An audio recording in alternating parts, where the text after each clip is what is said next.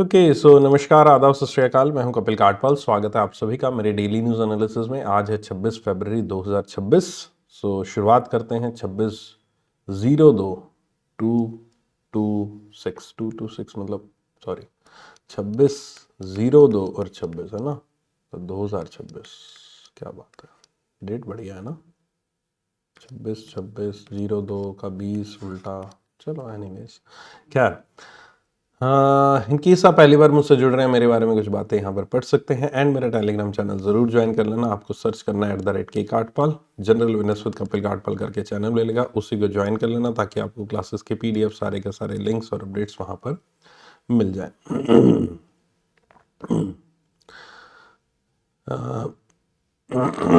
Just a second.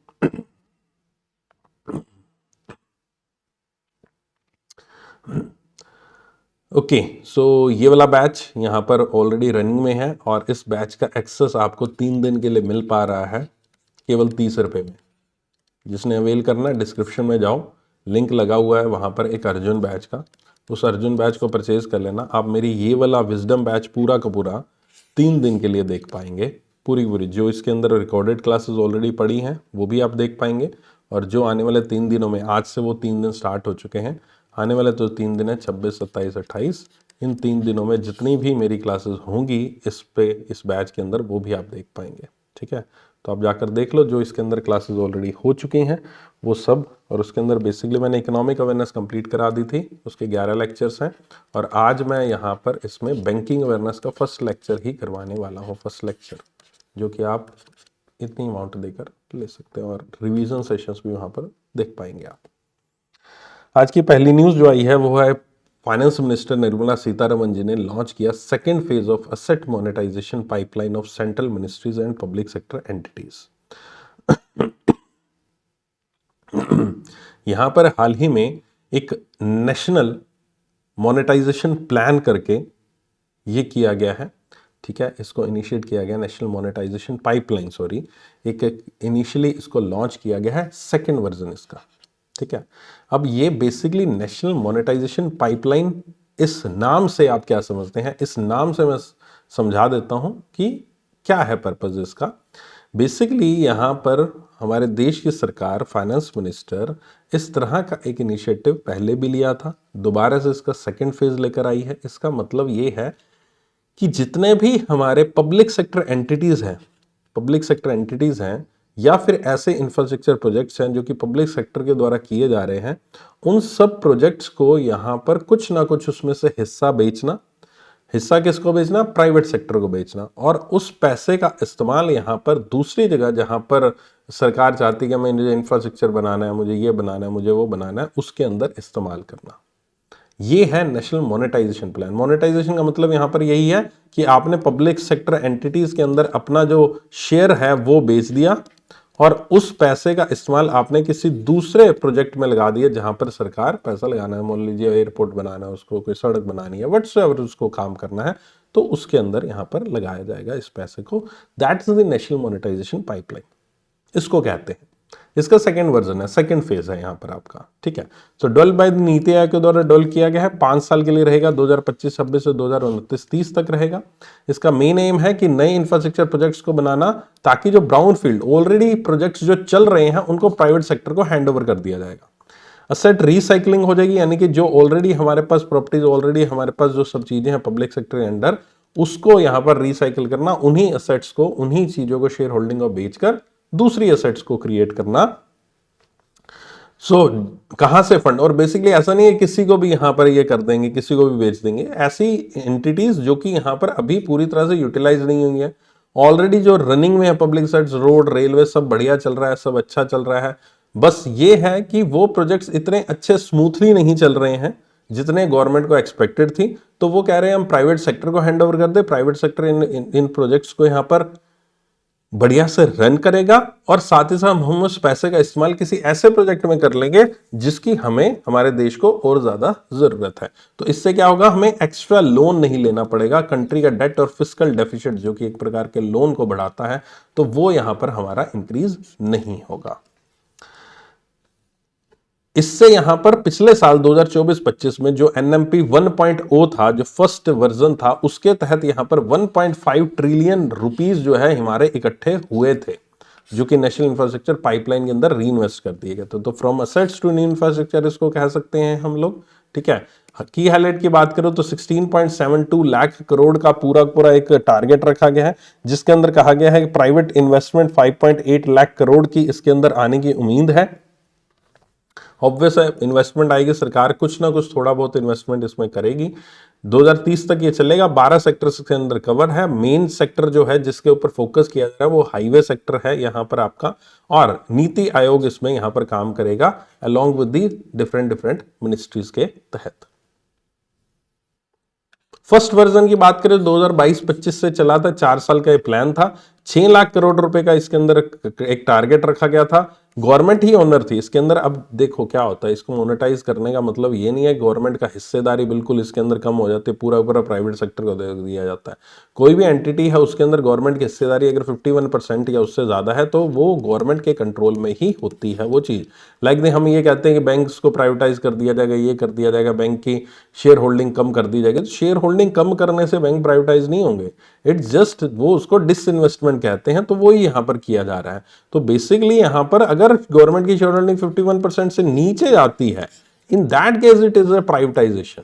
Otherwise 51% से ऊपर अगर बाकी 49% अगर प्राइवेट में है, still it is under the government control, it is the public sector undertaking. ठीक है, तो government remains the owner. Core assets like road, railway, power, ये सारे के सारे यहां पर कोर एसेट्स में है, इनके ऊपर फोकस किया जाएगा। नॉन कोर लाइक लैंड और रियल एस्टेट को अलग से देखा जाएगा। पिछले की बात करूं 0.97 ट्रिलियन सबसे पहले अचीव हुआ था, फिर 1.32 ट्रिलियन अचीव हुआ था, फिर यहां पर 1.5 ट्रिलियन यहां पर 2024-25 का टारगेट था, वो यहां पर अनुमान है कि अचीव हो गया होगा। ठीक है, तो ये पूरा पूरा नेशनल मोनेटाइजेशन प्लान का जो सेकेंड फेज आया था उसके तहत कुछ हाइलाइट्स देखने को मिली। इसके अंदर कुछ और डेवलपमेंट आने वाले दिनों में देखेंगे तो definitely we will be covering that also. ठीक है, फिलहाल एक इंट्रोडक्टरी ये चीज को लॉन्च किया गया है। राइट, चलिए नेक्स्ट पॉइंट पे चलते हैं। नेक्स्ट पॉइंट आया है, लोकसभा स्पीकर ने यहां पर पार्लियामेंट्री फ्रेंडशिप ग्रुप बनाया है 60+ नेशंस के साथ। यहां पर आपका पार्लियामेंट्री फ्रेंडशिप ग्रुप, अब ये क्या चीज है सर, और विद 60 कंट्रीज के साथ क्या क्या मतलब है? हाल ही में आपका पिछले साल की बात है जब ऑपरेशन सिंदूर हुआ था, आपको याद होगा जब ऑपरेशन सिंदूर हुआ था उस टाइम पे क्या किया गया था। उस टाइम यहां पर जब सीज फायर हो गया था, उसके बाद इंडिया के बहुत सारे एमपीज ग्रुप्स में 4-4, 5-5 के ग्रुप में अलग अलग डिफरेंट कंट्रीज में गए थे। अगर आपको पता है तो, नहीं पता तो बस सुन लो। ठीक है, अलग अलग कंट्रीज में गए थे। क्यों गए थे अलग अलग कंट्रीज में? वो वहां पर उस देश को, उस देश के लोगों को अपने साथ करने गए थे कि हमारे साथ पाकिस्तान ने क्या किया और व्हाट वाज द रीजन कि हमने उनके ऊपर अटैक क्यों किया, क्यों हमने ऑपरेशन सिंदूर लॉन्च किया, what was our point of view. हम उस देश के पार्लियामेंट में उस देश के लोगों के साथ, उस देश के जो हेड ऑफ स्टेट्स थे कह लीजिए, उनके साथ वो पॉइंट को शेयर करने गए थे, रखने गए थे। एक ऐसे मीटिंग्स ही थी, एक इनफॉर्मल फॉर्मल कह लीजिए, है ना। तो उसी को ध्यान में रखते हुए यहां पर लोकसभा स्पीकर ने कहा कि काफी कामयाब रही वो मीटिंग, काफी कामयाब रही, अच्छी रही, तो क्यों ना हम इसी तरह का एक परमानेंट पार्लियामेंट्री फ्रेंडशिप ग्रुप बनाएं। ये जो मीटिंग्स, ये जो एमपीज गए थे ना हमारे देश से, ये ऐसा नहीं था कि बीजेपी के गए थे, ऐसा नहीं था। उसके अंदर जो गए थे, मान लीजिए ग्रुप गया, तो इस ग्रुप के अंदर बीजेपी के भी थे, इस ग्रुप में कांग्रेस के भी थे, इस ग्रुप में टीएमसी भी थे, इस ग्रुप में सारे के सारे जो आपके देश के जो अलग अलग पार्टीज हैं उनका ग्रुप यहां पर मिलकर कुछ कुछ का, कुछ वहां से, कुछ वहां से, कुछ वहां से, इस तरह से कंबाइन होकर वो गए थे।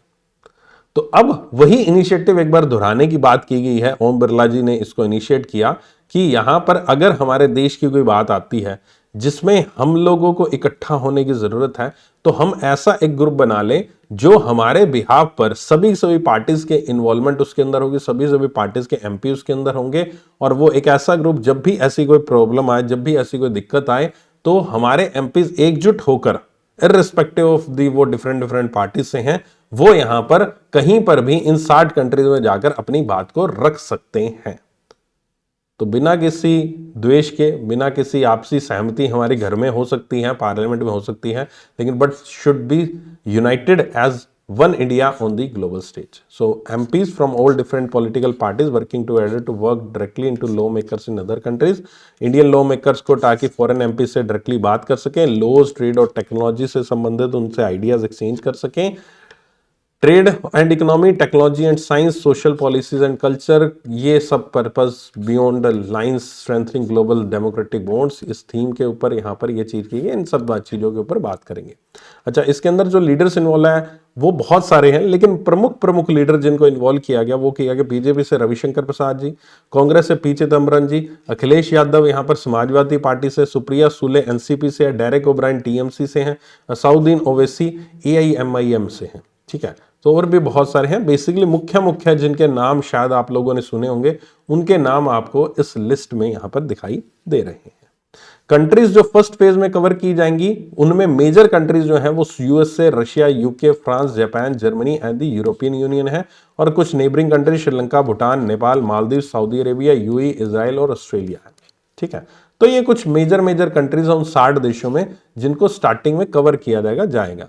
अच्छा, ये ओम बिरला जी का इनिशिएटिव था, उनके द्वारा इसको इनिशिएट किया गया। उनके बारे में लिखा, कोटा राजस्थान से आते हैं, कंस्टिट्यूएंसी कोटा बूंदी राजस्थान है। एमपी चुने गए थे 2019 में, फिर स्पीकर भी बने और फिर से 2024 में एमपी बने और फिर से इनको स्पीकर चुन लिया गया था। तो ये यहां पर आपकी आई एक लोकसभा स्पीकर ने बनाई है पार्लियामेंट्री फ्रेंडशिप ग्रुप 60+ देशों के साथ, ताकि हमारे देश और मजबूत दिखे और एकजुट दिखे सबके सामने। नेक्स्ट है building roads with proof, not promises new technology that gets road quality right. So basically ministry of road transport and highways ने एक पायलट प्रोजेक्ट की शुरुआत की, एक ट्रायल प्रोजेक्ट की शुरुआत की है। ये ट्रायल प्रोजेक्ट के तहत यहां पर मोबाइल क्वालिटी कंट्रोल वैन्स को यहां पर चलाया जाएगा, मोबाइल क्वालिटी कंट्रोल वैन्स को रन किया जाएगा। ये एक मूविंग लेबोरेटरीज रहेंगी, चलती फिरती लेबोरेटरीज रहेंगी, और ये रियल टाइम पर नेशनल हाईवेज को की क्वालिटी को इंश्योर करेंगी। जब नेशनल हाईवे बन रहा है उसी वक्त उनकी क्वालिटी को इंश्योर करना रियल टाइम में उनके टेस्टिंग टूल के साथ, ये एक मोबाइल क्वालिटी कंट्रोल वैन्स को स्टार्ट किया गया ministry of road transport and highways के द्वारा।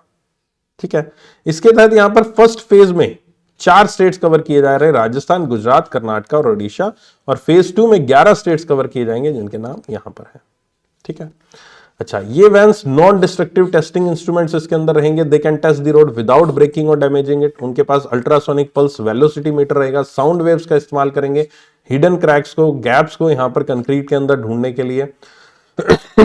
Rebound hammers, how hard the surface is, estimate the strength, concrete की स्ट्रेंथ को चेक किया जाएगा। Non nuclear tools to check if bitumen जो है वो टाइटली जो इकट्ठा होके एकदम बढ़िया से स्ट्रॉन्ग रोड उसने बनाई है या नहीं बनाई है। लाइट वेट डिफ्लेक्टोमीटर रहेगा, रिफ्लेक्टोमीटर्स रहेगा to make the process digital and online. Ministry launching a dedicated portal उसके लिए लॉन्च कर देगा यहां पर, जहां पर रिपोर्ट्स डायरेक्टली अपलोड होंगी। जीपीएस ट्रैकिंग रहेगी वैन्स के लिए, और यहां पर क्वालिटी अगर कोई फाउंड होता है तो फील्ड ऑफिसर को इमीडिएट एक्शन लिया जाएगा। तो बेसिकली ये जो पेज है और ये वाला पेज है और ये वाला पेज, फ्रेंकली बोल रहा हूं, ये जस्ट पेज रेफरेंस के लिए, अगर इनको नहीं भी याद करेंगे तब भी काम बन जाएगा। There is no such need to remember. लेकिन अगर मैं इन तीनों पन्नों को नहीं देता तो फिर आपको ज्यादा चीजें समझ नहीं आती, सर क्या करेंगे, नहीं तो पढ़ने वाला तो एक पेज है, फ्रेंकली बोलो, ओनली दिस पेज आपको याद रखना है जो इस पेज पे चीज दे रखी है कि ये हुआ है। बाकी सब चीजें कई बार देनी मजबूरी होती है, जिससे न्यूज और बेहतर तरीके से आपको याद रहे, या कल को फ्यूचर में आप रिवीजन करो तो एक चीज समझ में आ जाए। लेकिन मैंने यहाँ पर क्रॉस लगा दिया, आई होप सो कि इसको आप समझ जाएंगे। एस्टेब्लिशमेंट ईयर 1942 में यहाँ पर डिपार्टमेंट ऑफ रोड ट्रांसपोर्ट की तरह ये बना था। फिर 2000 में इसको ministry of road transport highway, Nitin Gadkari ji हैं, नागपुर से कंस्टिट्यूएंसी है उनकी। थीम इसकी ये वाली है, हेडक्वार्टर्स का न्यू दिल्ली में, वो मिनिस्ट्री सारी न्यू दिल्ली में होती है। इंडिया एंड फ्रांस ने हाल ही में एक प्रोटोकॉल साइन किया to update the double taxation avoidance convention. So India और फ्रांस हाल ही में जब विजिट पे थे प्रेसिडेंट मैक्रोन जी यहाँ पर इंडिया में, तो इस मौके पर एक डबल टैक्सेशन अवॉइडेंस कन्वेंशन से संबंधित कुछ चीजें अमेंडमेंट की गई और उसको साइन किया गया इंडिया और फ्रांस के बीच में। इंडिया के लिए तरफ से रवि अग्रवाल जी जो चेयरपर्सन है CBDT, central board of direct taxes के, जो कि इनकम टैक्स डिपार्टमेंट को कह सकते हैं आप, उसको देखता है। इन्होंने डॉक्यूमेंट को साइन किया यहां पर। अब ये डॉक्यूमेंट साइन किया गया है, इसके अंदर बहुत सारी चीजें यहां पर की गई हैं। 34 साल पुराना टैक्स एग्रीमेंट है। क्या क्या किया गया है एक एक करके पढ़ते हैं।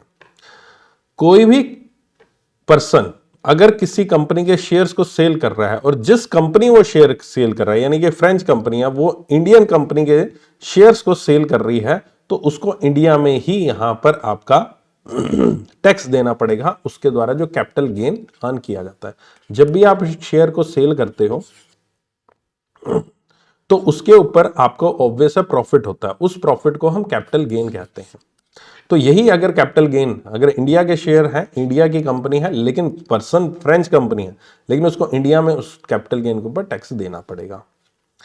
मोस्ट फेवर्ड नेशन का क्लोज जो है हटा लिया गया है। मोस्ट फेवर्ड नेशन का क्लोज क्या होता है? इसके अंदर बेसिकली मोस्ट फेवर्ड नेशन में आप ये कहते हो कि मैं किसी एमएफएन को यहां पर किसी एक पर्टिकुलर देश को मैं मोस्ट फेवर्ड नेशन मानता हूं, ठीक है। तो यहां पर यह कहा गया है कि अगर मैं कोई भी एक चीज किसी कंट्री के साथ करता हूं, मान लीजिए मेरी यूएसए के साथ कोई डील हुई, यूएसए के साथ डील हुई कि यूएसए को मैंने ये एक्सपोर्ट इंपोर्ट का जो सिस्टम है थोड़ा बहुत मैंने लीनियंट कर दिया, कोई परसेंटेज कम कर दिया, व्हाटसोएवर, एक एग्जांपल है। तो अगर मेरी लिस्ट में जो एमएफएन है एज ए इंडिया, तो मैं उसको भी वो बेनिफिट ट्रांसफर कर दूंगा। So this clause used to cause many legal dispute. Removal means the tax benefit given to other countries will not automatically apply to France anymore. तो जो इनको टैक्स बेनिफिट देते थे वो अब ऑटोमेटिकली इसके ऊपर नहीं हुआ। ये बेसिकली यहां पर थोड़ा सा अगेंस्ट था कि जो WTO है वगैरह वगैरह वर्ल्ड लेवल पे ऑर्गेनाइजेशंस है उनके अगेंस्ट कि भाई क्यों एक देश को दूसरे देश का मतलब बेनिफिट दिया जाए, या उसको बेनिफिट नहीं मिलना तो उसको क्यों मिलना है, इस तरह की चीजें थी। तो ये भी यहां पर हटा लिया गया। डिविडेंड का नया रूल आया है कि पहले डिविडेंड जो भी प्रॉफिट, जो भी डिविडेंड आपको मिलता था शेयर होल्डर्स को, यहां पर कंपनी अपने प्रॉफिट में से हिस्सा देती है डिविडेंड के रूप में, तो पहले वो यहां पर 10% आपको टैक्स उसके ऊपर लगता था, जो भी डिविडेंड उस पर दिया गया है। अब इस डिविडेंड को दो तरीके से बांट दिया गया। अगर शेयर होल्डर के पास 10% है कंपनी का हिस्सा तो उस पर 5% लगेगा, और अगर उससे कम है उसका हिस्सा तो उसके ऊपर 15% टैक्स लगेगा। ये चीज यहां पर की गई। पहले फ्लैट 10% था, अब दो स्लैब कर दिया, 5% और 15%। इसके अलावा टेक्निकल सर्विसेज और बिजनेस प्रेजेंस की डेफिनेशन को थोड़ा सा चेंज कर दिया गया, जो कि इंडिया यूएसए टैक्स ट्रीटी के से मैच करता हुआ नजर आ रहा है। इस रूल के तहत यहां पर आपका foreign companies to tax foreign companies that provide service in India for a long time even if they do not have permanent office here। अगर उनका परमानेंट ऑफिस इंडिया में नहीं है तब भी उन फॉरेन कंपनीज को टैक्स यहां पर देना पड़ेगा, अगर वो इंडिया में अपनी सर्विसेज को प्रोवाइड करवा रहा है तो भी। कोई फॉरेन कंपनी इंडिया में अपनी सर्विस दे रहा है, यहां से अर्निंग कर रहा है, उसको यहां टैक्स देना पड़ेगा। ये चीज की गई है। Fighting tax evasion, tax evasion यानी कि चोरी से, टैक्स की चोरी से यहां पर बचना, उसके लिए दोनों देश आपस में जो भी टैक्स रिलेटेड डाटा होगा वो यहां पर अच्छे से शेयर करेंगे, ये कहा गया। एक नया रूल अप्लाई किया गया इंडिया और फ्रांस के बीच में to help each other collect unpaid taxes. अगर दोनों देशों के लोगों ने एक दूसरे से छुपाया है कि उस देश से छुपा लेते, उस देश से छुपा लेते, तो जब ये टैक्स रिलेटेड डाटा शेयर किया जाएगा तो ऑब्वियस है वो छुपन छुपाई जो है वो थोड़ी सी कंट्रोल में आ जाएगी। तो एक दूसरे की मदद करेंगे इस तरह की चीज को करने के लिए। नेक्स्ट पॉइंट है बीईपीएस रूल। बीईपीएस क्या होता है? बीईपीएस का पूरा नाम है base erosion and profit shifting. इसको यहां पर आपका ऑफिशियली ऐड कर दिया गया है ट्रीटी के अंदर। बीईपीएस के बारे में अभी थोड़ी देर बाद मैं आज की बैंकिंग अवेयरनेस, जो banking topic of the day है, उसके अंदर डिस्कशन करता हूं। अलग से आराम से डिस्कशन करते हैं हम इसको। बीईपीएस क्या होता है? Base erosion and profit sharing. बड़े एक एग्जाम्पल के थ्रू, बड़ा ईजी है, थोड़ी देर में ही आपको समझा दूंगा, समझ में आ जाएगा इमीडिएट, ठीक है। तो ये है आपका base erosion and profit sharing. चलो, ये सारा का सारा फ्रांस के साथ हाल ही में कुछ चेंजेस किए गए हैं उनके टैक्सेशन से संबंधित कि चलो आगे चलते हैं। इंडिया ने अनवील किया अपना पहला anti terror policy, that is प्रहार। प्रहार का पूरा नाम अभी पढ़ेंगे, लेकिन सिंपल सी बात में ये समझ लो, प्रहार का मतलब है आपका जो हमारे देश में जो टेररिज्म है उसके अगेंस्ट फाइट करना, हमारे देश के टेररिज्म के अगेंस्ट फाइट करना, ये यहां पर प्रहार का बेसिक उद्देश्य है, बेसिक पर्पस है।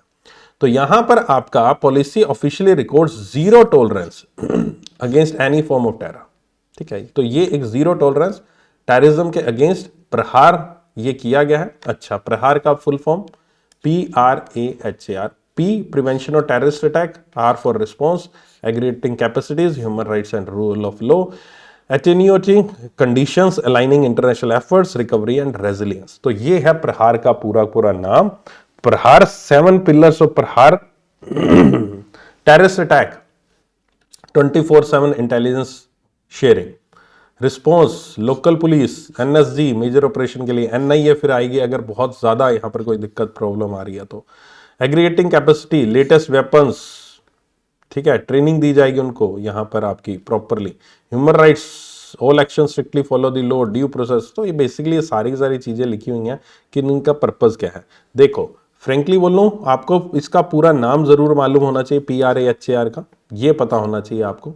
P का मतलब R response, aggregating capacity, human rights, attenuating condition, aligning international efforts, recovery and resilience. ये तो प्रहार का पूरा नाम है, प्रहार का पूरा फुल फॉर्म है. ठीक है, अब आते हैं इसके की फीचर. सर की फीचर याद करने हैं. की फीचर आपको याद नहीं रखने हैं. की फीचर जस्ट एक रेफरेंस के लिए है कि हाँ ये क्या पर्पस क्या करेंगे इसके अंदर, किस तरह से होगा, बस दैट्स इट. इसको रट्टा मारने मत बैठ जाना. ये वाले पॉइंट्स को रट्टा लगेगा भी नहीं और ना ही लंबे समय तक याद रहेगा. जस्ट एक थॉट ले लो कि हाँ भाई प्रिवेंशन और टेररिस्ट अटैक के अंदर क्या होता है, रिस्पॉन्स के अंदर क्या करेंगे, कैपेसिटीज के अंदर क्या करेंगे, ह्यूमन राइट्स के अंदर क्या होगा. बस इतना रेफरेंस ले लो, उससे अपने आप ये वाली चीज याद हो जाएंगी एंड दैट्स इट. इंडिया ने हाल ही में यहां पर आपका एक लिस्ट कह लीजिए, एक डाटा सामने आया जिसको यहां पर समझा गया कि 400% वृद्धि इंक्रीज हुआ है ऑर्गन ट्रांसप्लांट में ओवर द लास्ट डिकेड. पिछले एक दशकों में तकरीबन लोगों के अंदर एक अवेयरनेस पैदा हुई है ऑर्गन और टिश्यू ट्रांसप्लांट से रिलेटेड, ऑर्गन ट्रांसप्लांट से रिलेटेड, और वो 400% यहां पर बढ़ा है. ये है आपका NOTO, national organ tissue and transplant organization ने इसके बारे में यहां पर जानकारी आपको दी है. ठीक है, अब ये बेसिकली ऑर्गन जो ट्रांसप्लांट है वो वही है कि जिनको ऑर्गन की जरूरत है और जो लोग देना चाहते हैं ऑर्गन, अंगदान जीवन संजीवनी इस थीम के तहत यहां पर ये काम करता है. और इसके अंदर नोटो जो है नेशनल लेवल की एजेंसी है, दिल्ली में इसका हेडक्वार्टर है, नेशनल पॉलिसी बनाती है, प्रोटोकॉल्स बनाती है, नेशनल डाटाबेस मेंटेन करती है किस तरह से ऑर्गन शेयरिंग हो रही है. रीजनल लेवल पर रोटो है, 5 सेंटर्स है मुंबई, चेन्नई, कोलकाता, चंडीगढ़ एंड गुवाहाटी में. ये नेशनल और स्टेट लेवल के बीच में, स्टेट लेवल और नेशनल लेवल के बीच में यहां पर एक ब्रिज का काम करती है, सुपरवाइज करती है group of states in their region. और स्टेट सोटो that is various state capitals में है, ये वेटिंग लिस्ट ऑफ पेशेंट्स को मेंटेन करती है. जिन जिनको ऑर्गन्स की जरूरत है उनकी वेटिंग लिस्ट होती है. एक्चुअल ऑर्गन और जो एक्चुअल ऑर्गन ट्रांसप्लांट कर रहा है और हॉस्पिटल्स है उनके बीच में कोऑर्डिनेशन और लोकल अवेयरनेस कैंपेन रन करती है. तो ये यहां पर ऑर्गेनाइजेशन हमारे देश की नोटो, रोटो एंड सोटो, जो यहां पर इस पूरे ऑर्गन सप्लाई चेन को, यहां पर ऑर्गन ट्रांसप्लांट को देख रही है अलग अलग लेवल्स पर. अब इसमें जो 5000 ऑर्गन ट्रांसप्लांट हुए थे 2013 में एज पर डाटा, वो अब 20,000 पहुंच चुके हैं 2025 में. डिसीज्ड जो लोग मृत्यु हो जाती है उनका डोनेशन 18% यहां पर आपका टोटल ट्रांसप्लांट का, मतलब टोटल ट्रांसप्लांट में से 18% वो व्यक्ति हैं जो पूरा अपना शव को ही डोनेट कर देते हैं. फैमिली कंसेंट, इसके अंदर 1200 फैमिलीज ने डोनेट किया organs of their disease loved ones, और इसमें 1200 फैमिली ने अपने जो भी जो शव के अंदर जो ऑर्गन्स है, किसी भी तरीके का ऑर्गन हो सकता है, उसको डोनेट करने का फैसला किया. फैमिली ने कंसेंट दिया. आधार बेस्ड रजिस्ट्री 17 सितंबर 2023 को 4.8 लाख सिटीजन्स ने अपने आप को डोनेशन के लिए रजिस्टर किया. आप अपने जन्म के वक्त ही, जब आप जिंदा हो उस वक्त ही आप यहां पर रजिस्टर कर सकते हो अपने ऑर्गन्स को डोनेट करने के लिए आपके मृत्यु के उपरांत. ठीक है, जरूरी नहीं होता फैमिली कंसेंट दे, आप पहले भी कर सकते हो. National organ and tissue transplant registry, ये अभी हमने बात करी थी. India highest number of hand transplant करता है पूरी दुनिया में, सबसे ज्यादा ट्रांसप्लांटर हैंड्स के होते हैं पूरी दुनिया में. India is now expert in heart, lung and pancreas transplant. Global level पर इंडिया का रैंक यूएस और चाइना के बाद तीसरे स्थान पर है. और इवन आपने ग्रीन कॉरिडोर्स भी देखे होंगे, जिसमें मान लीजिए दिल्ली से आपको मुंबई में कोई हार्ट भेजना है, दिल भेजना है ना, तो कैसे भेजा जाता है भाई साहब, दिल्ली से एयरपोर्ट तक पूरा ग्रीन कॉरिडोर बना दिया जाता है. पहले बता दिया जाता है कि इस रोड पे कोई नहीं आएगा, ट्रैफिक बिल्कुल रोक दिया जाता है। एयरपोर्ट पे आएंगे, एयरपोर्ट भी उनको अलग से एंट्री मिली, अलग से विमान में बिठाया गया, विमान इनके लिए स्पेशल मुंबई में उतरा, मुंबई में भी यहाँ पर स्पेशल गाड़ियां रोड्स खाली कराई गई, हॉस्पिटल पहुंचा गया। That is a green corridor. और एम्बुलेंस में भी ऐसा होता है, पूरा रास्ता खाली कर दिया, एम्बुलेंस पूरी पूरी रफ्तार से चलती आ रही है। That is a green corridor. ये traffic free roads to transport organs quickly between hospitals. तो ये यहां पर पूरी की पूरी न्यूज आती हुई इंडिया के ऑर्गन ट्रांसप्लांट से जुड़ी। ठीक है, ऑर्गन ट्रांसप्लांट यहां पर किए जाते हैं, उसकी संख्या यहां पर देखते हुए, ये नीचे नोटों का थोड़ा स्टैटिक फैक्ट आपको शायद मेरे फोटो के पीछे छिप रहा होगा, तो वो है डायरेक्टर अनिल कुमार जी, न्यू दिल्ली में इसका हेडक्वार्टर है। अच्छा, आज हमने वो नहीं किया ना रिवीजन, भूल ही गया, फाइल लेकर भी आया था मैं। अरे यार, चलो फ्लो में पता ही नहीं लगा, बस सब कुछ बढ़िया चल रहा है। ठीक है, चलो करेंगे रिवीजन, फाइल भी है अपने पास यार। फ्लो में पहली न्यूज़ भी आ गया, रिकॉर्डिंग कर रहा हूँ ना इसलिए, अब वो लाइव होता तो आप याद दिला देते। सुप्रीम कोर्ट ने डिसमिस किया है ओवरसीज सिटीजन्स ऑफ इंडिया को की एक पेटिशन फाइल हुई थी, एक उन्होंने खारिज कर दी उस पेटिशन को। कोर्ट में उन्होंने केस फाइल किया था कि मैं एक ओसीआई हूं, एक व्यक्ति ने केस फाइल किया था कि मैं ओवरसीज सिटीजन ऑफ इंडिया हूं, मुझे यहां पर इंडिया में जो बार काउंसिल होती है, जो एडवोकेट्स की एक एसोसिएशन होता है, उसके अंदर उसकी मेंबरशिप मुझे हक है उसमें लेने का, मुझे उसके अंदर इलेक्शन लड़ने का हक है, ये कहा गया उनके द्वारा। क्यों कहा गया? उन्होंने कहा है कि जिस तरह से एनआरआईज को अधिकार है, वैसे ही ओवरसीज सिटीजन ऑफ इंडिया को भी अधिकार होना चाहिए। लेकिन यहां पर एक बेंच जिसको लीड किया था चीफ जस्टिस सूर्यकांत जी, जस्टिस जयमाला बागची जी ने, सुप्रीम कोर्ट के, उन्होंने कहा कि ओसीआई कार्ड होल्डर्स जो हैं वो बेसिकली फॉरेन नेशनल्स होते हैं, उनके पास इंडिया का कोई राइट नहीं होता है, लेकिन जो एनआरआई होते हैं उनके पास इंडियन सिटीजनशिप होती है फिलहाल। ठीक है, तो जो ओसीआई कार्ड होल्डर है वो as a foreign national India में एज अ लॉयर काम नहीं कर सकता, क्योंकि इंडिया में एज अ लॉयर बनने के लिए उसको इंडियन सिटीजनशिप का होना आवश्यक है। अब सर ये बेसिक बात तो सर उनको पता होगी, तो इन्होंने क्यों कहा ऐसा कि भाई नहीं मिलना चाहिए? इन्होंने इसलिए कहा क्योंकि ओसीआईज को as per section 24 of advocate act 1961 में इन्होंने यहां पर आपका लिखा हुआ है कि हम इंडियन सिटीजन ही करेंगे लॉ में प्रैक्टिस। ठीक है, ये तो एडवोकेट एक्ट में लिखा है। लेकिन इन्होंने क्यों कहा? इन्होंने ये कहा कि भाई साहब, जो ओसीआई होल्डर हैं इनको इंडिया में एक सेक्शन के तहत कहा गया है कि इनको एजुकेशन और अदर फील्ड्स में बिल्कुल इक्वल राइट है जैसे बाकी लोगों को है। तो इन्होंने इसका हवाला लेते हुए कहा कि एनआरआईज को राइट वो वाले हैं, ये वाले राइट भी हैं, तो फिर मैं कैसे इस राइट से दूर रह सकता हूं एडवोकेट बनने के? तो उन्होंने उस तरह से, वो एक होता है ना कि हाँ भाई कानून में थोड़ा बहुत आपने लूप होल निकाल लिया, उसको देखकर आपने कोई केस फाइल कर दिया, लेकिन फिर सुप्रीम कोर्ट ने उसका पूरा इंटरप्रिटेशन निकाला कॉन्स्टिट्यूशन का और फिर बताया नहीं ये पॉसिबल नहीं है, तो वो चीज हुई है। ठीक है, OCI versus NRI, court explain that NRI is an Indian citizen living abroad while an OCI is a foreign citizen of Indian origin. Section 24 advocate act का कहता है only a citizen of India can be admitted as an advocate on a state role. Section 7B of Citizenship Act कहता है the right of OCI holders. The court noted that this section does not automatically grant the right to practice any profession unless specifically mentioned. वो कह रहा है कोई भी profession practice करने का आपको राइट तब तक नहीं मिलेगा जब तक उस प्रोफेशन के एक्ट के अंडर उसके बारे में मेंशन ना हो। तो कॉन्स्टिट्यूशन अगर आपको लिख रहा है, लेकिन कॉन्स्टिट्यूशन ने यह भी लिखा है कि स्पेसिफिकली मेंशन होना चाहिए उस पर्टिकुलर एक्ट में, और उस पर्टिकुलर एक्ट में यह मेंशन है कि भाई साहब केवल इंडियन सिटीजन होना चाहिए। ठीक है, तो ये पूरी की पूरी न्यूज यहां पर ओसीआई से आती हुई कि OCI card holder are denied to join the as an advocate in India. Next है, गवर्नमेंट ने कट किए हैं आरओडी टीईपी बेनिफिट्स बाय 50%। अभी हाल ही में कुछ गवर्नमेंट के द्वारा इस पे 50% का कट लगाया गया है आरओडी टीईपी के ऊपर। अब आरओडी टीईपी क्या है?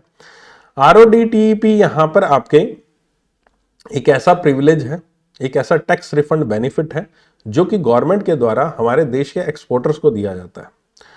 जो भी कोई भी प्रोडक्ट एक्सपोर्ट होता है, एक्सपोर्ट होने से पहले ऑब्वियस है उसके ऊपर और भी लोकल लेवल पर जो मैन्युफैक्चरिंग होती है, प्रोसेसिंग होती है, फिर सेल होता है, फिर एक्सपोर्टर उसको एक्सपोर्ट करता है।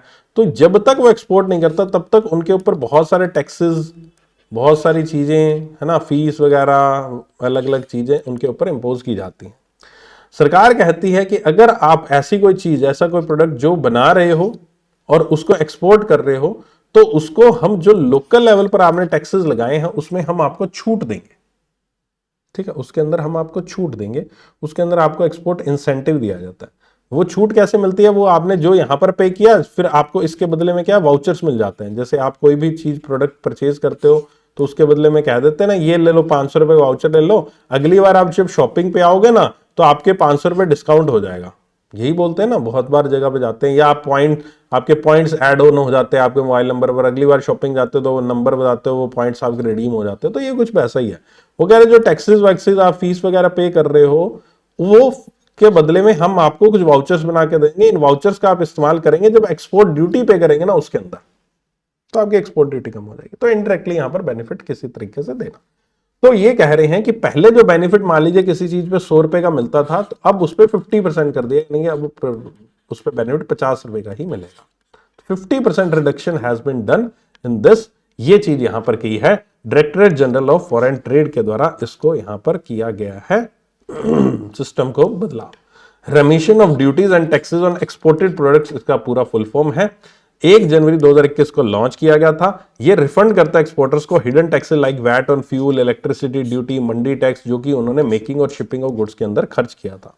इसके तहत वो इलेक्ट्रॉनिक सर्टिफिकेट दे देते हैं जो कि यूज किए जा सकते हैं बेसिक कस्टम ड्यूटी को पे करने के लिए, अभी जो मैंने समझाया आपको।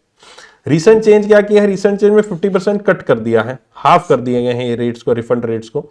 हाफ का मतलब ये है, ये कह रहे हैं कि पहले बेनिफिट जो मिलता था 0.3 to 3.9%, और कुछ सेक्टर में 0.4-0.3% भी यहां पर बेनिफिट मिल जाता था। मतलब जो आपके प्रोडक्ट की वैल्यू है उसका, कि इतना पैसा आपको रिफंड कर दिया जाता है, ई सर्टिफिकेट जारी कर दिया जाता है।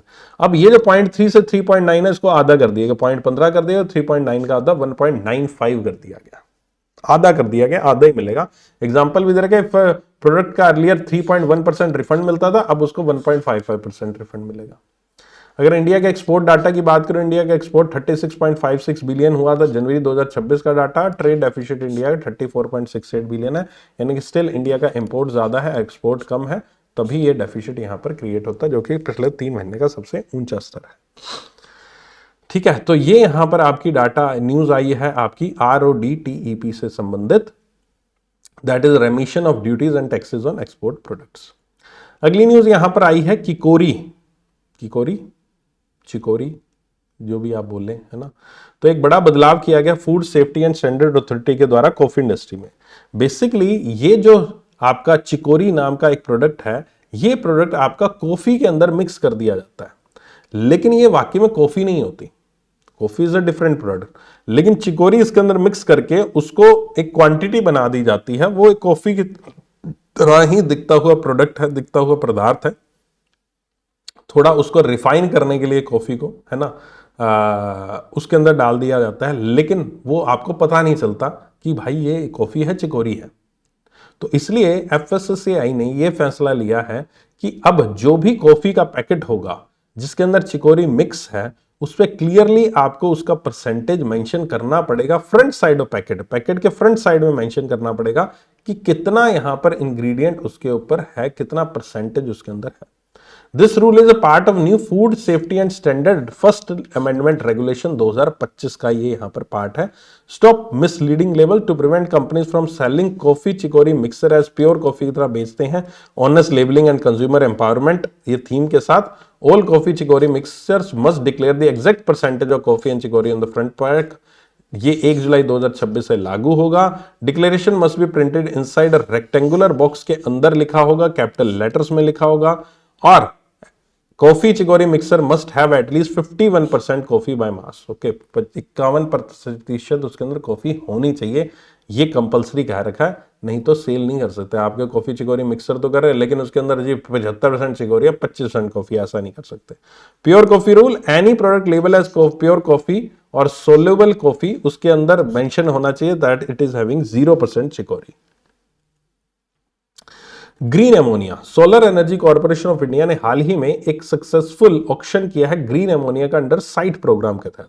तो ग्रीन एमोनिया की प्रोडक्शन के पर्पज से solar energy corporation of India ने एक कंडक्ट किया है एक ऑक्शन कि ग्रीन एमोनिया प्रोड्यूस होना चाहिए, उससे रिलेटेड साइट प्रोग्राम के तहत। साइट प्रोग्राम क्या है? साइट प्रोग्राम है strategic intervention for green hydrogen transmission scheme, site.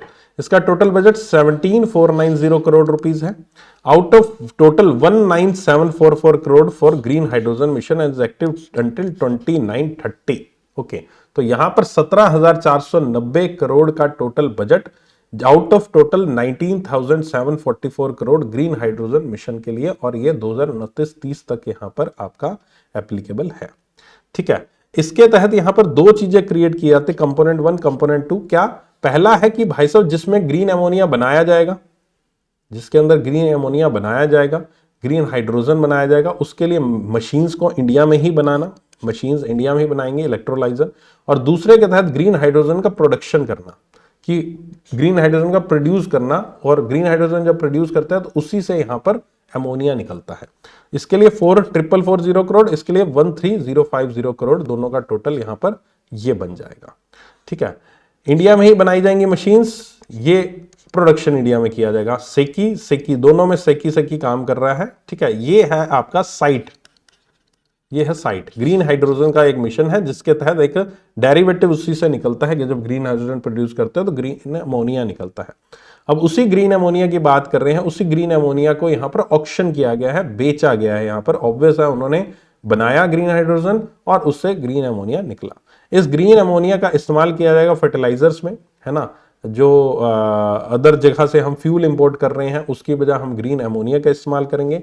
Ammonia is a chemical used mainly in making fertilizer. So green ammonia basically use किया जाता है 100% powered by renewable energy, solar, wind और hydro से बनाया जाएगा। Green जो hydrogen बनाया जा रहा है उससे निकल रहा है, और ये अलग अलग तरीके के होते हैं, जिसके अंदर ग्रीन जो है वो बिल्कुल नेट जीरो कार्बन एमिशन है, इसके अंदर बिल्कुल कार्बन एमिशन नहीं है। ब्लू और grey brown, blue grey brown ammonia तो वो तो हाईएस्ट वाला है। ठीक है, जो कन्वेंशनल मेथड वगैरह जो इस्तेमाल किया जाता है, वाइडली यूज्ड इन फर्टिलाइजर।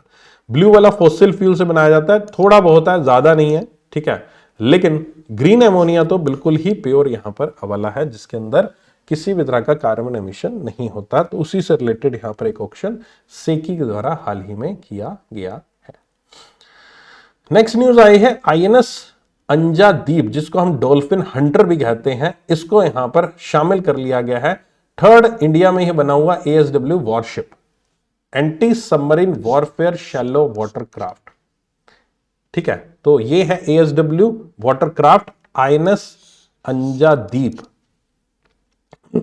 ये यहां पर ceremony will take place at the Chennai port under the eastern naval command. ये वहां पर मौजूद रहेंगे, यहां पर सेरेमनी होगी, शामिल किया जाएगा। खैर वो इंपॉर्टेंट नहीं है। तीसरा शिप है, 8 शिप बेसिकली एसडब्ल्यूसी कैटेगरी में बनाने जा रहे हैं, जिसके अंदर तीसरा शिप यहां पर पूर्णतः स्टार्ट हो चुका है। ठीक है, अच्छा, किसके द्वारा बनाया गया है? Garden rich ship builders and engineers के द्वारा इसको बनाया गया है, कोलकाता में है जो। ठीक है, और अलॉन्ग विद कोलैबोरेशन एल&टी के साथ मिलकर जीआरएससी ने बनाया है। इसको डॉल्फिन हंटर कहते हैं, क्यों? क्योंकि ये एनिमी सबमरीन्स को ट्रैक करने में बड़ा ही ज्यादा सक्षम है, तभी तो इसका नाम एंटी सबमरीन है। High speed water jet propulsion system का इस्तेमाल करता है, और ये ऐसा सिस्टम जो कि बहुत कम शिप्स में इस्तेमाल होता है, और उनमें से ये एक है। 25 नॉट 46 किलोमीटर प्रति घंटे की रफ्तार से ये दौड़ सकता है। इसका नाम अंजादीप आइलैंड, जो कि कारवाड़ कर्नाटका के नजदीक है, उसके नाम पर रखा गया है। ये आइलैंड यहां पर वास्को डी गामा पुर्तगीज के जो थे उन्होंने 1498 में इसको यहां पर डिस्कवर किया था, ढूंढा था। वेसल इज अ री इनकारनेशन ऑफ ओल्डर। पहले भी एक आईएनएस अंजादीप थी, ठीक है, जो कि रिटायर कर दी गई 2003 में, उसी को ही दोबारा से यहां पर लाया गया है, उसका एक नया रूप। लिस्ट की बात करूं तो सबसे पहले आईएनएस अर्नला था, फिर अंधरोथ था, ये तीसरा है अंजादीप। बेसिकली शामिल कर रहे हैं इसको यहां पर 27 फरवरी को यहां पर शामिल हो जाएगा। फोर्थ अमिनी है, लॉन्च कर दिया गया है, लेकिन ये अभी डिलीवरी इसकी हुई नहीं है। फिर आग्रे है, अक्षय है, अभय है और अजय है। लॉन्च सारे हो गए हैं, लेकिन ये सी ट्रायल के अंदर अभी आपका है, अलग अलग स्टेजेस पे है। तो ये सारे के सारे नाम 8 के 8 नाम आपके सामने यहाँ पर जो दे रखे हैं, इन 8 नामों को याद रख लेना, एग्जामिनर आपसे पूछ सकता है। अर्नला, अंद्रोथ, अंजादीप, आमिनी, आग्रे, अक्षय, अभय और अजय। ठीक है, जीआरएससी के अर्नला क्लास जो जिसके तहत अंजादीप लॉन्च किया गया, उसी के बाकी जो शिप्स हैं anti submarine warfare shallow watercraft, उनके नाम दे रखे हैं। नेक्स्ट है E175 जेट्स इंडिया। तो अदानी डिफेंस एंड एरोस्पेस और ब्राजील के एम्ब्रेयर ने एक एग्रीमेंट साइन किया है और इस एग्रीमेंट के तहत वो यहां पर इंडिया में E17 रीजनल जेट्स को यहां पर प्रोड्यूस करेंगे, असेंबल करेंगे। पार्ट्स वहां से आएंगे, अलग अलग जगह से आएंगे, अलग अलग तरीके से असेंबली यहां पर की जाएगी। मेक इन इंडिया इनिशिएटिव के तहत किया जाएगा इंडियन सोइल्स पे। तो अडानी डिफेंस और ब्राजील के एम्ब्रेयर दोनों ने मिलकर यहां पर ये एक एग्रीमेंट किया है इनको प्रोड्यूस करने में।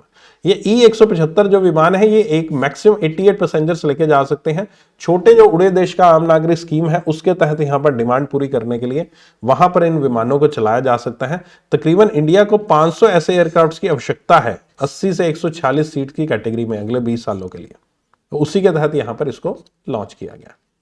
उड़े देश का आम नागरिक स्कीम 2016 में शुरू की गई थी यहां पर 10 साल के लिए, अलग अलग फिर वर्जन इसके आते गए 2026-27 में फिलहाल इसका बजट जो दे रखा है इस साल का 550 करोड़ दे रखा है। पहली फ्लाइट इसकी 2017 में उड़ान भरी थी।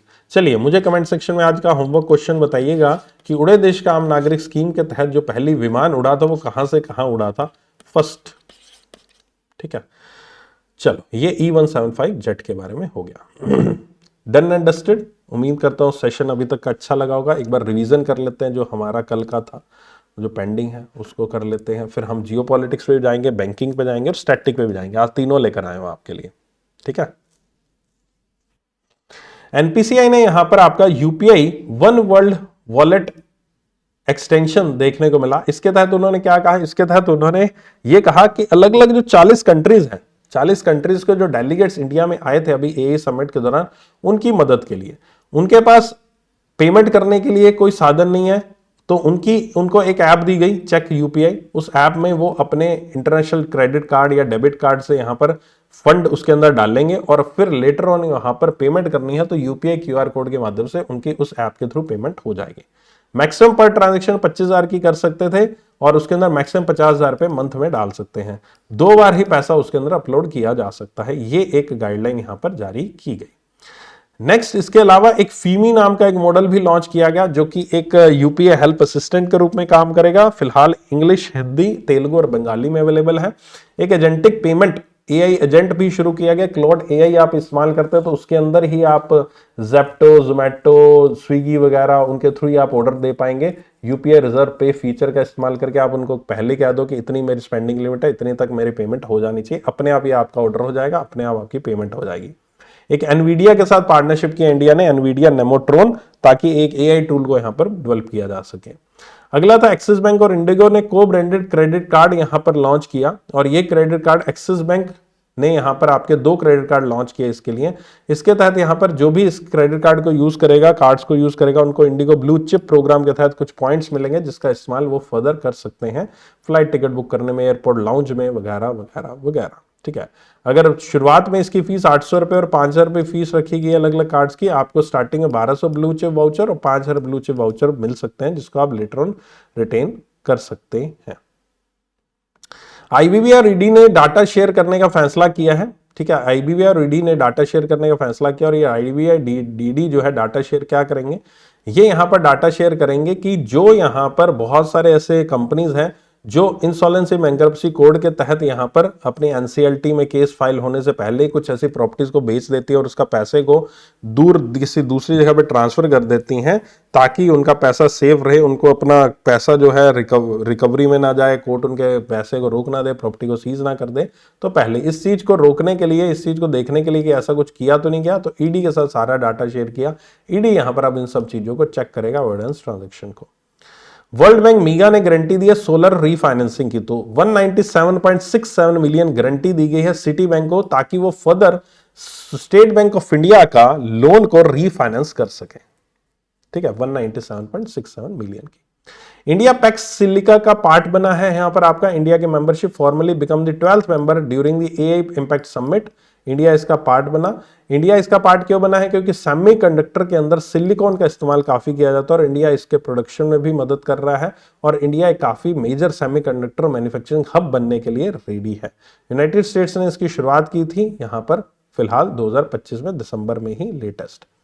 आईआईटी नीचे नेशनल न्यूज, ट्रांसपोर्ट इंफ्रास्ट्रक्चर नमो भारत मेरठ मेट्रो यहां पर लॉन्च की गई। दिल्ली और मेरठ के बीच में 82.15 किलोमीटर की मेट्रो आरआरटीएस बेसिकली लॉन्च की गई, regional rural transport system. Delhi metro आपका इसके साथ कनेक्ट किया गया। मेरठ मेट्रो कनेक्ट हुआ है, 120 किलोमीटर प्रति घंटे की रफ्तार से दौड़ेगी। मेरठ मेट्रो अपने आप में सबसे फास्टेस्ट मेट्रो ट्रेन है। ईजेड फिशिंग एक्सेस पास दिया गया यहां पर हाल ही में, है ना, और टारगेट है कि 1 लाख करोड़ हमने एक्सपोर्ट को अचीव करना, उसके लिए हमें फिशेस चाहिए और फिशेस के लिए यहां पर आपको उनको एक्सेस पास देना पड़ा कि ताकि आप 50 नॉटिकल माइल से भी ऊपर यहां पर जाएं। जो नॉन मोटराइज क्राफ्ट है उनको पास की जरूरत नहीं है, लेकिन जो मोटराइज क्राफ्ट आई थिंक जिनके मीटर्स 24 मीटर या 20 मीटर था, उससे अगर ज्यादा है उनकी लेंथ, तो आपको ये रियल क्राफ्ट पोर्टल पे जाकर आप पास के लिए अप्लाई कर सकते हैं free of cost. IIT Madras AI innovation centre, तो हाल ही में यहां पर आपका आईआईटी मद्रास ने अपना एक AI innovation centre Dubai UAE में बनाया है।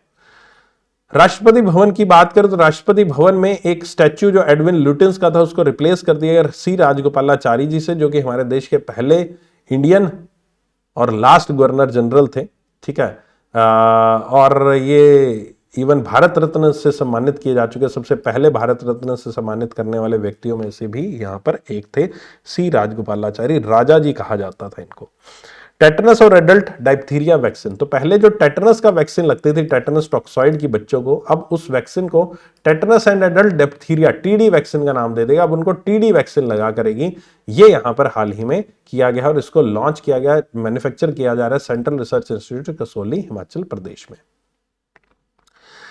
NS north eastern science and technology cluster, ये यहां पर हाल ही में एक north eastern region funded by the north eastern council, nodal agency IIT Guwahati ने यहां पर इसको हब बनाया गया है, जहां पर ये 8 नॉर्थ ईस्टर्न स्टेट्स को यहां पर देखेगा। वहां पर अलग अलग जगहों पर अलग अलग तरीके से साइंस टेक्नोलॉजी के अंदर अलग अलग लोगों को यहां पर मेंटरशिप देना, अलग अलग इंस्टीट्यूशंस की मदद करना, उस पर्पज से किया गया है यहां पर ये एनईएसटी क्लस्टर की शुरुआत। बिहार में एक सोनपुर ग्रीनफील्ड इंटरनेशनल एयरपोर्ट यहां पर हाल ही में बनाया जाएगा, इसकी घोषणा की गई। इंडिया का जब ये बन जाएगा तो इंडिया का 5वां सबसे बड़ा एयरपोर्ट होगा 4200 एकड़ के साथ, 2030 तक यहां पर बन जाएगा। 1302 करोड़ रुपए इसके लिए दिए गए हैं सोनपुर सरन डिस्ट्रिक्ट बिहार में। बायो एशिया 2026 यहां पर देखने को मिली, एक इवेंट यहां पर देखने को मिला जो कि हुआ यहां पर आपका हैदराबाद में। ठीक है, और हैदराबाद जिसको हम वैक्सीन कैपिटल ऑफ वर्ल्ड कहते हैं, city hosted the 23rd edition of the global summit with the theme of tech bio unleashed AI automation and biology revolution. इस मौके पर कुछ अवार्ड्स भी दिए गए थे यहां पर आपके। इंडिया ब्राजील स्टेट विजिट, तो यहां पर आपका इंडिया में ब्राजील के हाल ही में प्रेसिडेंट जो है इंडिया में विजिट पर थे। बहुत सारे टारगेट्स, बहुत सारी चीजें, बहुत सारी बातचीत यहां पर हुई है दोनों के बीच में। टारगेट रखा गया 30 बिलियन का हम टारगेट रखेंगे 2030 तक उसको अचीव करने का, ये चीज यहां पर की गई हाल ही में। इंडिया जो और भी बहुत सारी चीजें थी, ऑब्वियसली यहां पर सारी कवर्ड नहीं है। मणिशंकर मुखोपाध्याय शंकर, इनका हाल ही में निधन हो गया, साहित्य अकादमी अवार्ड से सम्मानित 2021 में। और भी बहुत सारी फेमस काम इनके द्वारा किए गए। Author of Chowringhee which was adapted in cult classic movie 1968 में इसके बनाई गई थी। और कोलकाता के शेरिफ भी रहे थे 2019 में। इनका हाल ही में निधन हो गया। तो ये थी कल की रिवीजन। अब वापस आते हैं अपने टॉपिक के ऊपर। तो आज का जो ज्ञान मिल रहा है सबसे पहले आपको वो मिल रहा है आज हमारे, चलो सबसे पहले हम करते हैं बात हमारे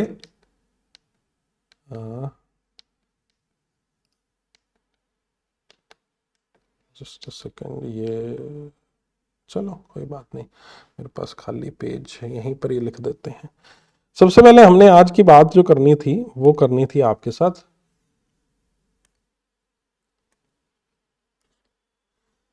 क्या चल रहा है भाई, रबड़ कैसे आ गए।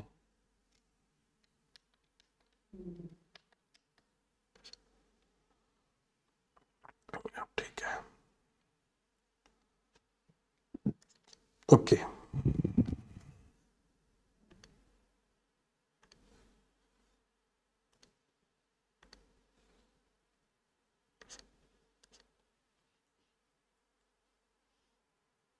ये क्या हो रहा है भाई,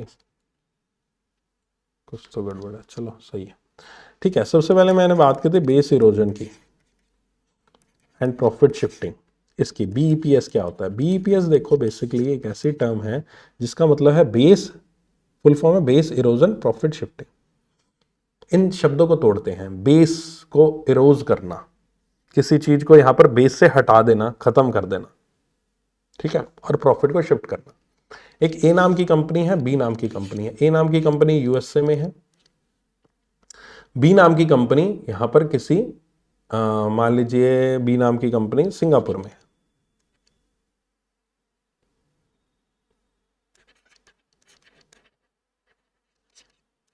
ठीक है। तो यूएसए और सिंगापुर में है। अब यूएसए की जो कंपनी है इसी की ये सब्सिडरी है बी कंपनी, मतलब ये अलग अलग एंटिटी नहीं है, ये सिमिलर एंटिटी है। ए ने ही अपनी एक ब्रांच या अपनी सब्सिडरी जो है बी में, बी नाम की कंपनी है सिंगापुर में ओपन कर रखी है।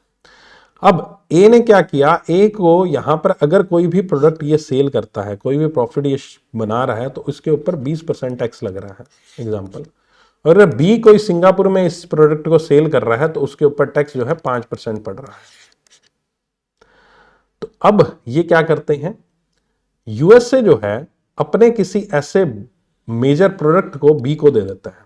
फॉर एग्जाम्पल कोई उन्होंने कोई राइट है, कोई फैक्ट्री का उन्होंने कोई चीज बेच दी, मतलब समझ लो कोई प्रोडक्ट नहीं बेचा, उन्होंने अपनी तरफ से इसको कोई चीज बेच दी, ठीक है, बेची। इन्होंने उस पर क्या दिखा दिया, इन्होंने इसको दिखा दिया भाई साहब इसके बदले में इसने 100 रुपये हमसे खरीदी है वो चीज 100 रुपये में। बी ने कहा कि हमने ए से 100 रुपये में खरीदी, एक्चुअल में 100 रुपये की वो चीज थी नहीं, खरीद ली। अब ये 100 रुपये जो है ये इसके एक्सपेंस में काउंट होगा, मतलब 100 रुपये में खरीद ली इसने चीज, तो उसको यहां पर ज्यादा एक्सपेंस पड़ेगा। अच्छा ये उल्टा हो गया, सॉरी मैंने उधर का उधर करना था, सॉरी। बी ने यहां पर इससे वो चीज 100 रुपये में खरीद ली,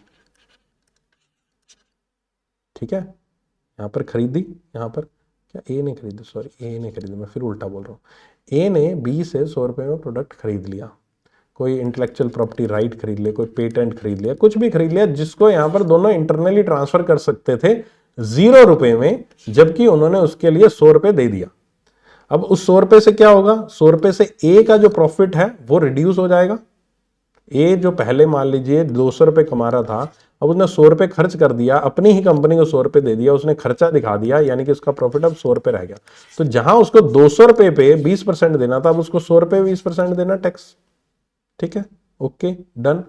और ये जो 100 रुपए इसने खरीदा, 100 रुपए इसने खरीदा, इसने यहां पर इसका तो खर्चा हुआ, इधर ये 100 रुपए ट्रांसफर हो गया, लेकिन इस 100 रुपए पे इधर इसको केवल 5% ही प्रॉफिट देना पड़ेगा। तो जहां उसको 20% देना था प्रॉफिट, उसने वो वाली अमाउंट को ट्रांसफर कर दिया इसके पास कि भाई इसने अर्निंग करी है उसके ऊपर 100 रुपए, इसका खर्चा और इसकी अर्निंग, इसकी अर्निंग दिखा दी 100 रुपए की, इसका खर्चा दिखा दिया। खर्चा जहां दिखा दिया वहां पर मुझे मेरा प्रॉफिट डिक्लाइन हो गया, मुझे परसेंटेज कम देनी पड़ी टैक्स की। और जहां मेरी अर्निंग दिखा दी वहां पर ऑब्वियस है मैं टैक्स पहले 5% ही पे कर रहा था, तो मेरे को 15% बच गया ना ओवरऑल एज ए कंपनी, ए और बी की प्रॉफिट को मिलाकर। एक तो ये एग्जांपल है कि आपने बेस से इरोजन कर दिया प्रॉफिट का और उसी प्रॉफिट को उठाकर दूसरी जगह शेयर कर दिया, that is A base erosion profit sharing. एक और एग्जांपल ले लेते हैं अगर ये समझ में नहीं आया तो। एक ए कंपनी बी कंपनी दोनों आपस में कनेक्टेड है, ठीक है। ए ने कोई चीज प्रोडक्ट जो है बी को सेल किया, जो प्रोडक्ट उसको सेल करना था 10 रुपए का, उसने वही प्रोडक्ट उसको 100 रुपए में सेल कर दिया, दिखा दिया कि भाई साहब ये प्रोडक्ट 100 रुपए का है, हम तो बेच रहे हैं। अगेन वही चीज हुई कि प्रॉफिट एक का रिड्यूस हुआ एक जगह का, दूसरी जगह का प्रॉफिट यहां पर बढ़ गया। तो जहां का प्रॉफिट रिड्यूस हुआ, जहां का प्रॉफिट रिड्यूस कर रहे हैं जहां पर टैक्स ज्यादा देना पड़ रहा है, और वहां का प्रॉफिट बढ़ा रहे हैं जहां पर टैक्स कम देना पड़ रहा है।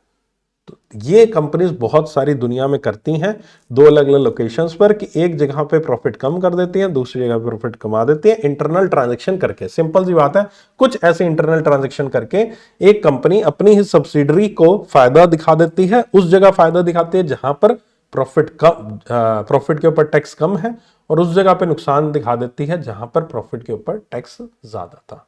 वहां पर प्रॉफिट कम कमाया, वहां पर प्रॉफिट ज्यादा कमाया, और ओवरऑल कंपनी ने उतना ही प्रॉफिट कमाया जितना वो कमा रही थी। उस प्रॉफिट में ओवरऑल कोई, क्योंकि दोनों का प्रॉफिट जब मिलाएंगे तो ओवरऑल दोनों का प्रॉफिट वही 200 रुपये ही आ रहा है। बस फर्क कितना है, पहले यहां 100 आता था, यहां 100 आता था, अब यहां पर प्रॉफिट 50 आ रहा है, यहां पर 150 आ रहा है, क्योंकि उन्होंने ऐसे इंटरनल कुछ ट्रांजेक्शन करी है।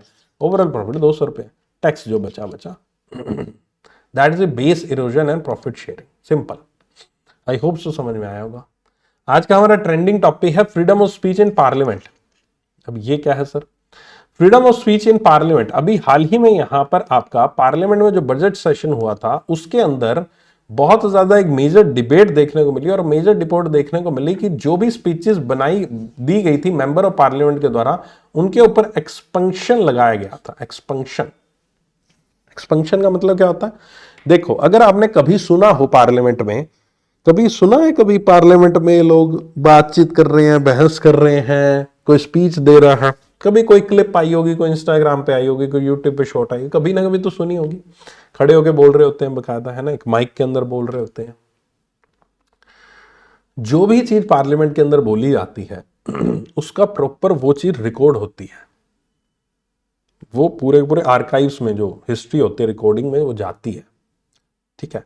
लेकिन स्टिल जो स्पीकर है उसके पास एक अधिकार होता है, और वो अधिकार होता है रिमूवल का, कि आपकी कोई भी स्पीच जो है, जो भी आप शब्द बोल रहे हैं, इसको यहां पर हम पार्लियामेंट के रिकॉर्ड में नहीं रखेंगे।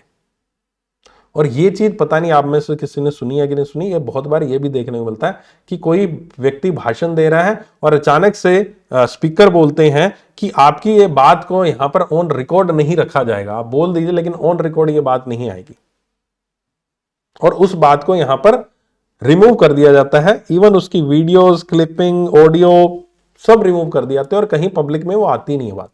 तो फिर वो बोलने का फायदा क्या हुआ? पार्लियामेंट में बात इसलिए बोली जाती है, दूसरी सरकार को सुनाया जाए, जनरल पब्लिक को अवेयर किया जाए उसके बारे में कि हम आपके पॉइंट ऑफ व्यू को यहां पर रख रहे हैं। जब वो चीज आएगी नहीं रिकॉर्ड में तो पॉइंट ऑफ व्यू रखा क्यों भी जाएगा, है ना। एक होती है ना किसी चीज को, यार अब मान लीजिए एक इंटरनली आपने आपस में बात कर ली, एक दुनिया के सामने बात करके, तो दुनिया को जब पता लगेगा तो हाँ भाई ये देखो अपोजिशन में प्रेशर बना रहा है, चलो यार ये बात सरकार को पहुंचनी चाहिए, बढ़िया। जब पता ही नहीं चला जनरल पब्लिक को, खत्म ही होगी बात, है ना।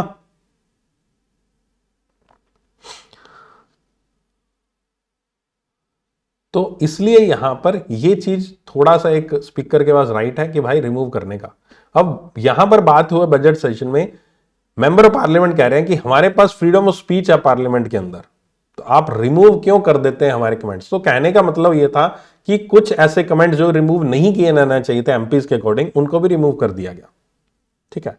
तो ये एक मेजर था, ये तो फंडा हुआ था अभी पार्लियामेंट के अंदर। अब हम आते हैं कि आखिरकार इसमें से क्या क्या चीजें जो हमारी समझ में आनी जरूरी है।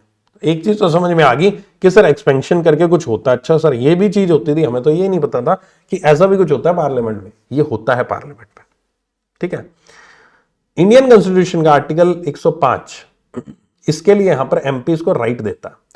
देखो हमारे देश में जो संविधान है जिसके अंदर राइट्स हैं हमारे पास, उसके अंदर एक राइट है फ्रीडम ऑफ स्पीच का, कि हम जो मर्जी बात रख सकते हैं। पार्लियामेंट में जो एमपीज हैं उनको उससे थोड़ा सा अबव राइट होता है। एक हमारे पास फिर भी फ्रीडम राइट है, लेकिन जो आर्टिकल 105 कहता है वो ये कहता है कि भाई पार्लियामेंट में जो एमपीज हैं उनको और ज्यादा राइट है। It is wider than the article 19 of the common citizen freedom of speech का, speak freely in the house, absolute immunity. कोई भी चीज वहां पर बोल लोगे उसको एज अ पुलिस के अंदर बयान नहीं रखा जाएगा कि भाई उसके अगेंस्ट कोर्ट में चले जाओ, भाई उसने ये बात बोली, देखो उसने वहां पर अपनी ये चीज कह दी कि भाई मैंने ये किया है, मैंने ये चोरी चकारी किया, तो उसको जाकर कोर्ट में ये देखो इसने बोला था, वो भी एडमिसिबल नहीं है। Even freedom for arrest, individual privilege भी है उसको।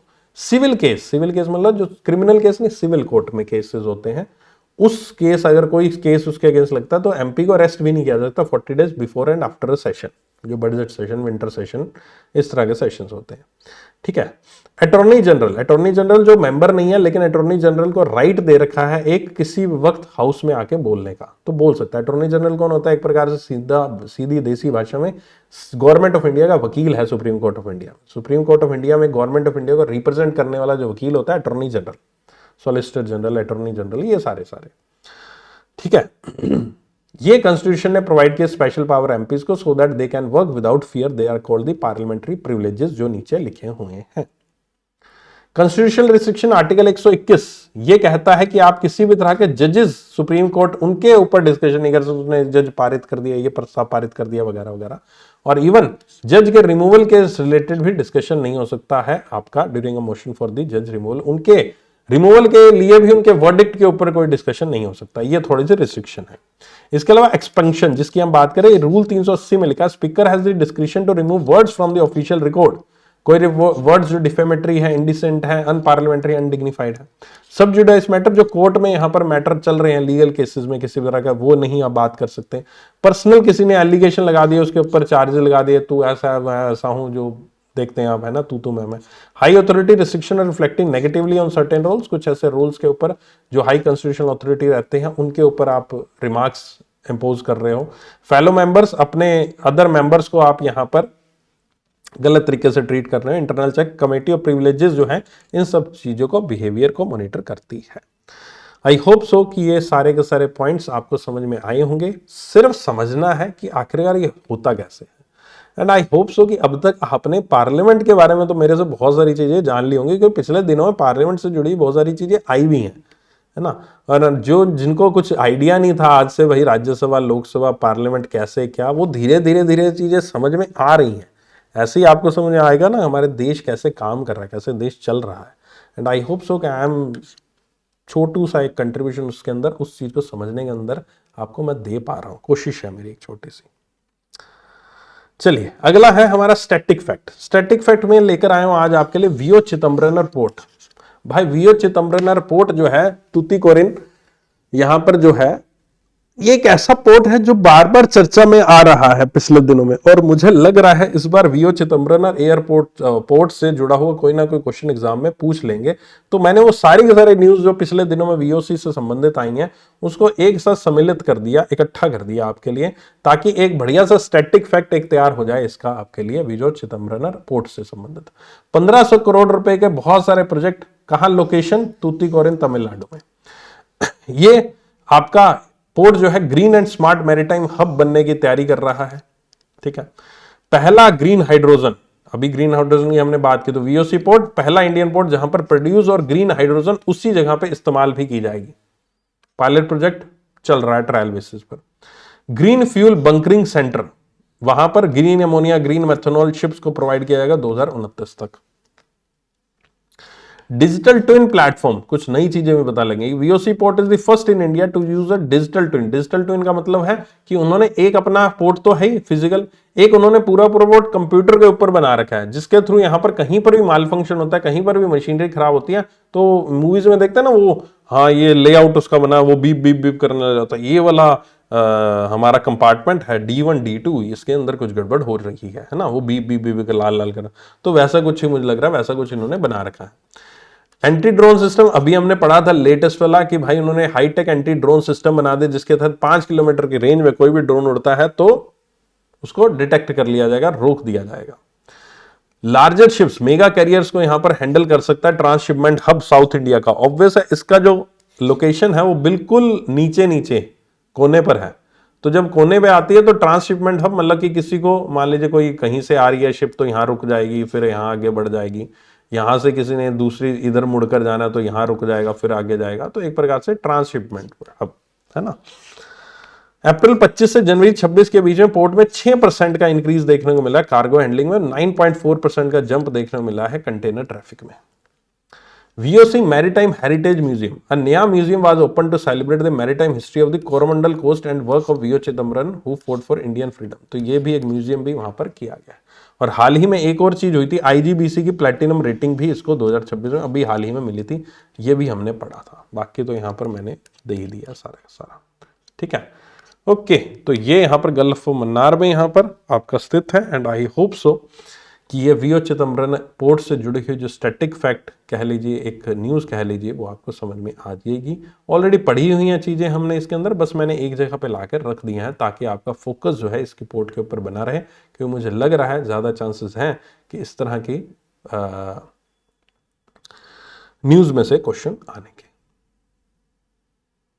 ठीक है, चलो डन एंड डस्टेड। आज के सेशन में इतना ही था। उम्मीद करता हूँ आज का सेशन अच्छा लगा होगा, पसंद आया होगा, बढ़िया लगा होगा। ये 3 क्वेश्चन आपके लिए छोड़ के जा रहा हूँ। शाम को आज मेरी 5 बजे क्लास होगी, 5:30 बजे, आज थोड़ा सा टाइम डिले रखा है, 5:30 बजे क्लास होगी, जिसके अंदर हम बैंकिंग अवेयरनेस का फर्स्ट लेक्चर करने वाले हैं। सभी लोग विजडम बच्चे आ जाना, और जो लोग 30 रुपीज़ का कोर्स परचेज कर रहे हैं वो भी आ जाना। उनके लिए भी शाम को यहाँ पर 5:30 बजे क्लास को एक्सेस कर पाएंगे। एलीट वाले, विजडम वाले, आज बैंकिंग अवेयरनेस शुरुआत कर रहा हूँ, पहली क्लास बिल्कुल बेसिक से ज्वाइन कर लेना। शुक्रिया।